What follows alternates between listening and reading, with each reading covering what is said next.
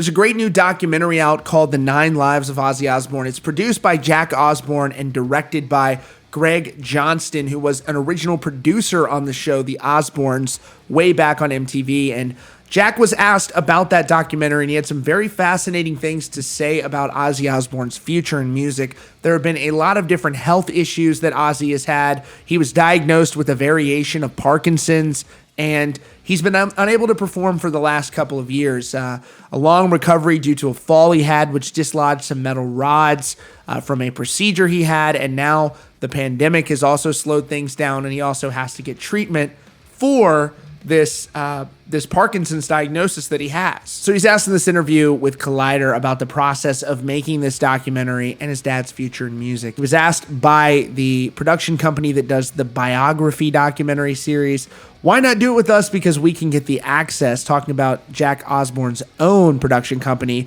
Ultimately, I can't take much credit for the documentary because it really was Greg Johnston, the director's vision. We say, hey, listen, take the gloves off and make a documentary. He's a huge music lover and fan, and we've worked together since he was one of the original executive producers on The Osbourne. We have such a long history of working with him, and he has such an understanding of us personally as a family and my father's career that it was very much a no-brainer to have him take the helm. I think he knocked it out of the park, and as far as timing, it's been 10 years since the last doc came out, and a lot has changed. Within the next 5 or 10 years, my dad's going to retire probably, so it just felt like it was a good time. He was also asked, how hard was it to show your dad's Parkinson's diagnosis and to have and hear and process that diagnosis yourself while you were on camera? The toughest thing for me about that process was that with someone like my dad who has been a part of his craft, actively working for 50 years, is that when you tell that person, hey, you may not be able to do that anymore, the worry is that, like when a racehorse can't race anymore, they lose the will to keep going, and that was my worry. He got this really god-awful diagnosis, and he had a bad injury as a result of it, and there was a genuine fear that he might not be able to perform his craft anymore. That's what I found was very upsetting. He's in a different place now from when we shot that. He's doing much better. He's come to terms with where he's at a little bit more, and he's slowly recovering.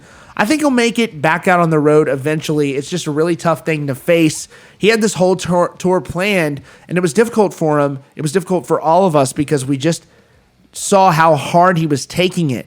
The idea of Ozzy Osbourne retiring is surely troubling for all of us when we have heroes that aren't around and performing anymore. It's something that's difficult to stomach. And Ozzy Osbourne, I know for me, has been pretty much always a presence in my life musically, and it'll be very bizarre to see him not performing anymore. That sucks. But we will always have Ozzy Osbourne's music to look back on, and fortunately his discography is a million miles long, so we will always have Ozzy's music, and it's important not to forget that. Anyways, that's all for now. Thanks so much for joining us today at Rockfeed. If you're new here, please subscribe with notifications on so you don't miss out on breaking news and updates. Again, you can also join memberships and get behind-the-scenes content, early access to videos, band reviews, all sorts of ridiculous stuff, and also be featured on Rockfeed. Thanks again for joining us, and we'll see you all very soon.